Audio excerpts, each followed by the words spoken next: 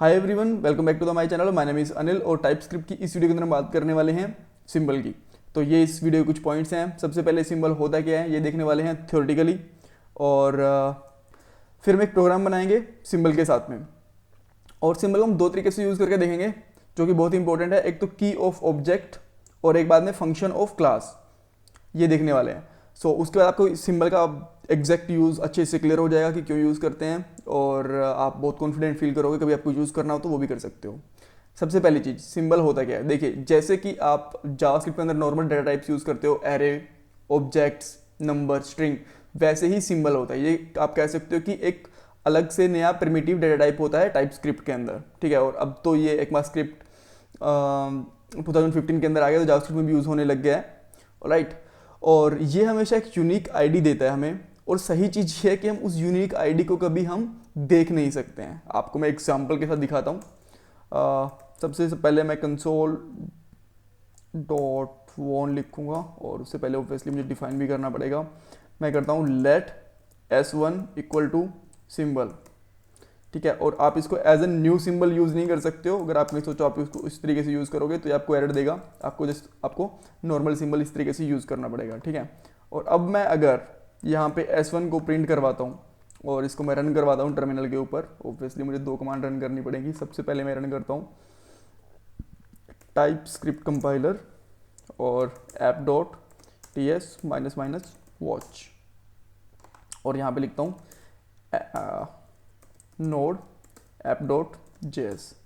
सो देखिए, नॉर्मली इसने symbol print कर दिया आपको। ये कभी भी आपको एक सिंबल की आईडी प्रोवाइड नहीं करेगा, ठीक है।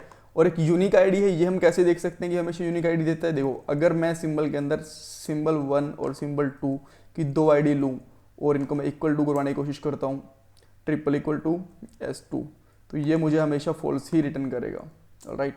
आप यहाँ पे देख सकते हो फॉल्स रिटर्न करेगा, कभी भी मुझे नॉर्मल वैल्यू रिटर्न नहीं करेगा। मैं चाहूँ तो इसके अंदर कुछ स्ट्रिंग वैल्यू भी पास कर सकता हूँ। लेट से D1, लेट से data1 एंड data2, हम इस तरीके से वैल्यूज़ भी पास कर सकते हैं, D2, राइट। और अगर आप इनको प्रिंट करके देखोगे तो लेट से मैं अब S1 को प्रिंट करता हूँ, तो आपको एक कंप्लीट इसी तरीके से आईडी प्रोवाइड करेंगे। और डॉट स्ट्रिंग यूज़ करोगे, टू स्ट्रिंग भी यूज़ कर सकते हो आप इसके साथ में, तो ये आपको एक स्ट्रिंग वे के अंदर इसको प्रोवाइड कर देगा आपको, ठीक है। नॉर्मल स्ट्रिंग में प्रोवाइड कर देगा ये, ऑलराइट। सो ये तो बेसिक हो गया कि ये इस किस चीज़ से रिलेटेड है और किस तरीके से काम करता है। अब हम इसको यूज़ कैसे कर सकते हैं। लेट्स से कि आप एक कोई डायनेमिक ऑब्जेक्ट बनाते हो या फिर एक डायनेमिक क्लासेस बनाते हो। वैसे तो इनकी डायनेमिक क्लास बनाने की ज़रूरत शायद ही कभी पड़ती हो, बट स्टिल आप कभी बना रहे हो तो आपके पास एक ऐसा ऑब्जेक्ट है या फिर एक ऐसा फंक्शन है जो कोलैप्स कर रहा है, आप उसको हमेशा यूनिक आईडी देना चाहते हो, तो आप सिंबल का यूज़ कर सकते हो। ये हमेशा एक यूनिक आईडी जनरेट करता है। मैं आपको एग्जांपल दिखाता हूँ किस तरीके से। सबसे पहले मैं यहाँ से एक नॉर्मल S1 ही प्रिंट करवाऊँगा और यहाँ से S2 भी हटा देता हूँ, ऑलराइट। मैं एक ऑब्जेक्ट लेता हूँ और लेट से मेरे ऑब्जेक्ट का नाम है डेटा, और डेटा के अंदर मैं एक की देता हूँ, और ये की हो सकती है लेट से S1, राइट। डायरेक्ट यूज़ करोगे तो आप इसको वो एक नॉर्मल की समझ लेगा, बट सिंबल के लिए आपको इस तरीके से एरे वाली ब्रैकेट यूज़ करनी पड़ेगी। और इसके अंदर मैं दे देता हूँ कोलन सम डेटा, ऑलराइट। और अब अगर आप चाहो तो कंसोल डॉट वॉन, और उसमें यहाँ पे लिख सकते हो डेटा,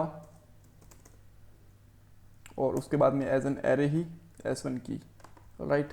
और now let's check the output of it, some data यहाँ पे आ गया। तो आप इसको एज एन नॉर्मल की भी यूज़ कर सकते हो। अब हम इसको क्लास के साथ में कैसे यूज़ कर सकते हैं। मैं इस डेटा को कमेंट कर रहा हूँ फॉर अ मोमेंट, इसको भी कमेंट कर देता हूँ और इसको भी कमेंट कर देता हूँ। और यहाँ पे मैं लेता हूँ एक क्लास का नाम लेता हूँ डेमो। डेमो क्लास के अंदर मैं एक फंक्शन बनाता हूँ।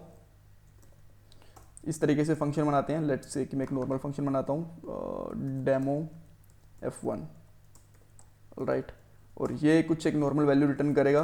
Let's say return some data, okay. अब मैं इसका एक ऑब्जेक्ट बनाऊंगा नॉर्मल। मैं लिखता हूँ let D1 equal to new demo, alright. और अब मैं इसको यहाँ पे कॉल कर सकता हूँ कंसोल डॉट वॉन d1 डॉट demo1, ऑलराइट। और ये मुझे एक नॉर्मल आउटपुट दे देगा सम डेटा के लिए। सम डेटा इसने मुझे यहाँ पे आउटपुट दे दिया है, परफेक्ट। सो अब अगर मैं चाहूँ तो मैं डेमो F1 इसका नाम रख सकता हूँ यहाँ पे सिंबल का, ऑलराइट।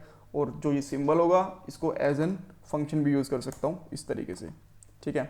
और अब मुझे सिंपली यहाँ से डॉट हटाना है और यहाँ पे मैं इस तरीके से इसको कॉल भी करवा सकता हूँ और देखेंगे आप सम डेटा सेम आउटपुट आ रहा है, ऑलराइट।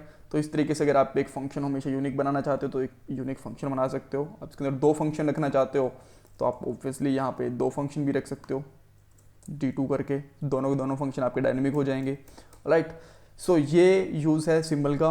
और कुछ कन्फ्यूजन है आपको तो मुझे कमेंट बॉक्स में पूछ सकते हो। चैनल को सब्सक्राइब करना, वीडियो को लाइक करना मत भूलिएगा। Bye, take care.